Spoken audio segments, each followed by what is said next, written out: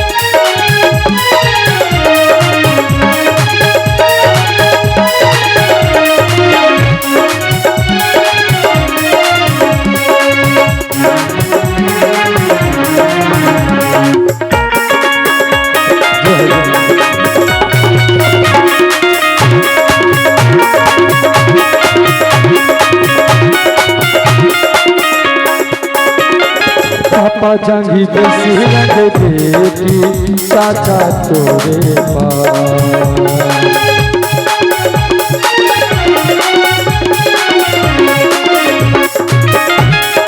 पापा जंगी बैसी लगे बेटी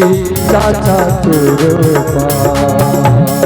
एक चन्ना सनक मुहा मांगे बेटी काहे तेरे छौदा चन्ना सनक मुहा मांगे बेटी काहे तेरे छौदा तोरा कहिया हो चाचा बाते तोरा दिया ज्ञान तोरा कहिया हो चाचा बाते तोरा दिया ज्ञान अब नहीं खिलत हो चाचा अब नहीं खिलत हो चाचा होठवा पर मुस्कान अब नहीं खिलत हो चाचा होठवा पर मुस्कान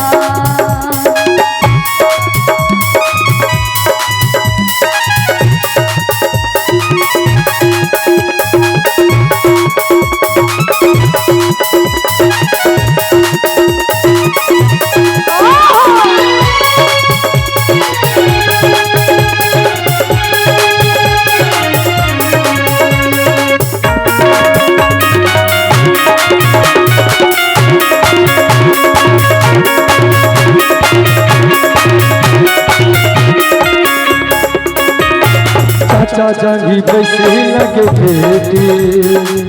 भैया तोरे पास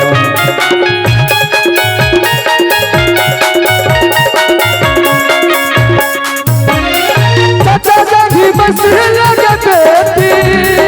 भैया तोरे पास हो चाचा जंगी बैसी लगे बेटी भैया तोरे पास चंदा सनक मुहा लागे बहिनी चंदा सनक मुहा लागे बहिनी दिए ने जाऊदा चंदा सनक मुहा लागे बहिनी केले छकिया उदा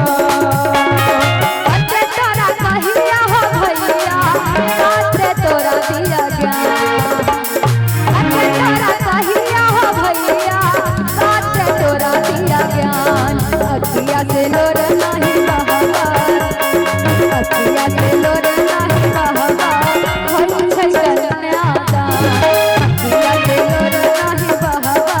होई छै कन्यादान बेटी चिता कहिया यो बाबू काला बुलहा तेरे नाम बेटी चिता कहिया यो बाबू काला बुलहा तेरे नाम एके मुट्ठी चार सलो बाबू एके मुट्ठी चार सलो बाबू बांधब कन्यादान एके मुट्ठी चार सलो बाबू बांधब कन्यादान जब घर घनारी जब खेत खरिहार हो बिजल में घर घनारी जब खेत खरिहार। 1 मिनट जखन बेटी कहै छथिन गीतक भाव छै बेटी छी तैयो यौ बाबू करब अहाँके रे नाम एक मुट्ठी चाउर से यौ बाबू कह दियो कन्यादान। एगो बेटी के लेल बाप पूरा जीवन के कमाई लगा दै छै, सच बात छै। एक पिता के नाते ई सब बुझि सकै छियै। तो हम कहबै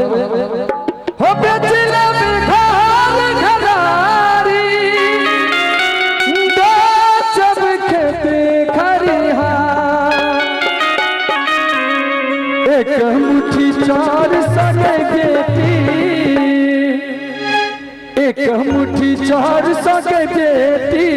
काट बकन्यादा एक मुट्ठी चार सगे बेटी काट बकन्यादा। बेटी छिता कही आया बाबू तारा बिना तेरे नाम। बेटी छिता कही आया बाबू तारा बिना तेरे नाम। एक मुट्ठी चार साया बाबू एक मुट्ठी चार साया बाबू काट कन्यादा एक मुट्ठी चार सगे बेटी काट बकन्यादा। एक मुट्ठी चार साया बाबू काट कन्यादा एक मुट्ठी चार सगे बेटी काट बकन्यादा। एक मुट्ठी चार साया बाबू काट कन्यादा एक मुट्ठी